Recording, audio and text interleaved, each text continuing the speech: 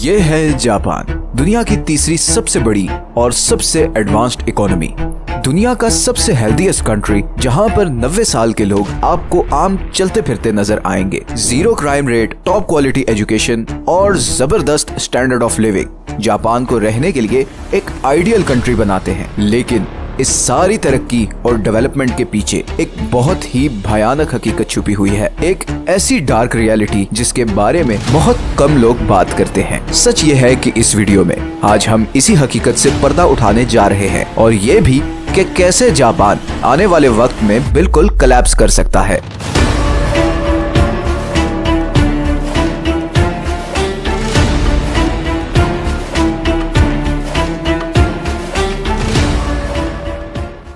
ये बात तो अब काफी लोग भूल चुके होंगे, मगर 1980 में जापान को अगली सुपर पावर समझा जाता था। उस वक्त बहुत आम ख्याल ये था कि जापान बहुत जल्द अमेरिका को रिप्लेस कर देगा और बिल्कुल उसी तरह पूरी दुनिया की इकोनॉमी को कंट्रोल करेगा जैसे आज चाइना कर रहा है। अमेरिका में तो जापान को लेकर काफी परेशानी भी पाई जाती थी, यहाँ तक कि इस पर पूरी मूवीज बनी थी, जैसे कि Die Hard, Rising Sun, Blade Runner वगैरह, जिसमें दिखाया गया था कि कैसे जापानीज कॉर्पोरेशंस पूरे अमेरिका को टेक ओवर कर लेंगी। इस खौफ की बहुत बड़ी वजह थी वो इम्प्रेसिव इकोनॉमिक ग्रोथ जो पिछले कुछ सालों में जापान ने हासिल की थी। उस वक्त जापान का economic system western economic model से काफी बेहतर और स्ट्रॉन्ग समझा जाता था। जापानी स्टॉक मार्केट्स बूम कर रही थी, जापान की चीजें पूरी दुनिया पे छाई हुई थी, चाहे वो गाड़ी हो, इलेक्ट्रॉनिक्स हो या मेडिकल का सामान। उस वक्त जापान में लोगों को ये पता था कि यूनिवर्सिटी से ग्रेजुएट होते ही उन्हें फौरन नौकरी मिल जाएगी और फिर लाइफ सेट है, क्योंकि जापान में ऑलमोस्ट हर जॉब लाइफ टाइम जॉब होती है। जापान वाज लिटरली अनस्टॉपेबल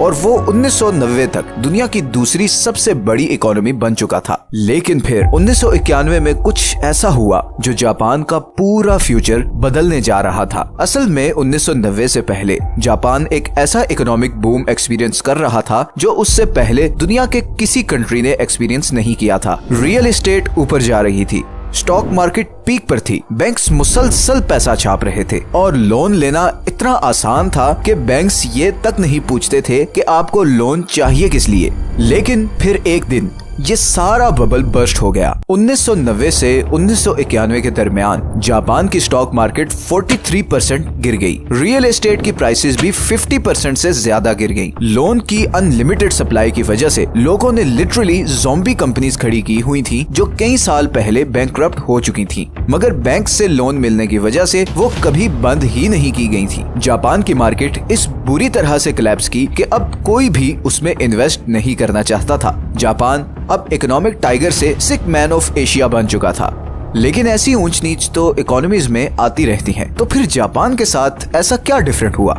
असल में जापान के साथ कुछ ऐसा होने जा रहा था जो उसकी एक पूरी जनरेशन को अफेक्ट करने वाला था। इस घटना को समझने के लिए हमें जापान के जॉब कल्चर को समझना पड़ेगा। जापान में आपका कॉर्पोरेट कैरियर शुरू होता है शुशोकु कत्सुडो से। ये एक जॉब हंटिंग प्रोसीजर होता है जिससे हर यूनिवर्सिटी ग्रेजुएट को गुजरना पड़ता है। सारी बड़ी कंपनीज सिर्फ फ्रेश ग्रेजुएट्स को हायर करती हैं और हर कैंडिडेट को बहुत सारे इंटरव्यूज और स्क्रीनिंग प्रोसीजर से गुजरना पड़ता है। इस टफ प्रोसेस को क्लियर करने वाले कैंडिडेट को शुशिन कोयो पॉलिसी के मुताबिक लाइफ टाइम जॉब मिलती है। बेसिकली जापान में आपको जिस कंपनी में जॉब मिल जाए फिर आप सारी जिंदगी उसे छोड़ नहीं सकते। ये कोई लॉ नहीं है, मगर कल्चर इतना स्ट्रॉन्ग बन चुका है कि जॉब स्विचिंग वाले को कोई नौकरी नहीं देता। इसका एक फायदा तो ये होता है कि आपको जॉब सिक्योरिटी मिल जाती है, मतलब आपको टेंशन नहीं होती कि कल आप निकाले जाओगे। मगर दूसरी ही तरफ जॉब मार्केट बहुत रिजिड होती है। आप सारी जिंदगी सिर्फ एक कंपनी के साथ गुजारते हो और वो कंपनी जो भी डिसीजन ले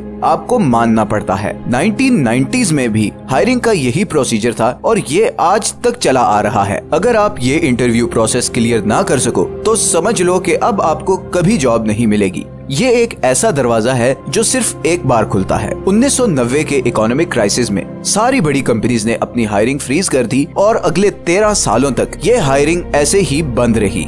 इस पीरियड को जापान एम्प्लॉयमेंट आइस एज भी कहा जाता है। वो लोग जो 1990 में ग्रेजुएट हुए थे उन्हें अगले 13 सालों तक कोई जॉब नहीं मिली और जब 2004 में हायरिंग दोबारा खुली तो वो 30 से 40 साल के हो चुके थे और कोई जापानीज कंपनी उन्हें हायर करना नहीं चाहती थी, क्योंकि वो तो सिर्फ फ्रेश ग्रेजुएट्स को हायर करते हैं। ये एक पूरी जनरेशन थी, तकरीबन 2 करोड़ लोग, जिन्हें the lost generation of Japan भी कहा जाता है। इस लॉस्ट जनरेशन के कुछ लोग तो अब लो पेइंग जॉब्स करते हैं, लेकिन ज्यादातर लोग ऐसे हैं जो अपने पेरेंट्स के साथ रहते हैं और उन पर डिपेंडेंट हैं। मतलब 30 से 40 साल के लाखों लोग जो आज भी अपने पेरेंट्स के पैसों पर गुजारा करते हैं। इनमें से कुछ लोग हिकिकोमोरी हैं, मतलब ये वो लोग हैं जो इस अरसे में इतने ज्यादा डिसअपॉइंट हुए कि उन्होंने अपने आप को सोसाइटी से बिल्कुल कट ऑफ कर लिया। ये सारा दिन घर में रहते हैं, पेरेंट्स के पैसे पर गुजारा करते हैं, ना कोई काम करते हैं और ना ही किसी से कोई कांटेक्ट करते हैं। और यहीं से जापान की दूसरी प्रॉब्लम शुरू होती है। जापान दुनिया के उन चंद कंट्रीज में से है जहाँ के लोगों की उम्रें बहुत लंबी हैं। जापान की 30% आबादी 60 साल से ऊपर है और इसीलिए जापान को सुपर एजिंग कंट्री भी कहा जाता है। इस सुपर एजिंग पॉपुलेशन की एक बहुत बड़ी वजह है वो लॉस्ट जनरेशन, जिन्होंने फाइनेंशियल स्टेबिलिटी ना होने की वजह से कभी शादी ही नहीं की, और इसी वजह से वो यंग जनरेशन जो इन 2 करोड़ लोगों ने पैदा करनी थी वो दुनिया में आ ही नहीं सकी। सोसाइटी की एक्सपेक्टेशंस पूरी ना करने की वजह से आज ये लोग बिल्कुल कट ऑफ होकर रहते हैं। कितने ही लोग सुसाइड कर चुके हैं और कितने ही सिवियर डिप्रेशन में चले गए हैं।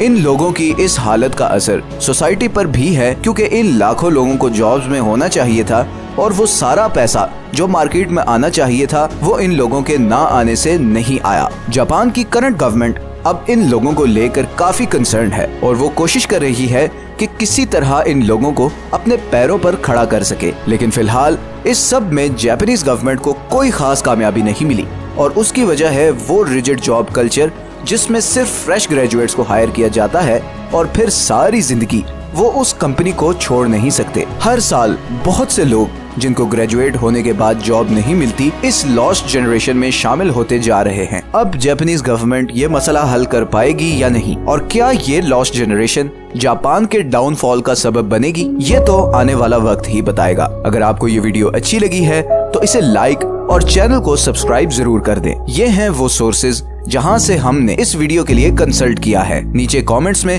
अपनी सजेशंस जरूर दें। मिलते हैं नेक्स्ट वीडियो में। अल्लाह हाफिज।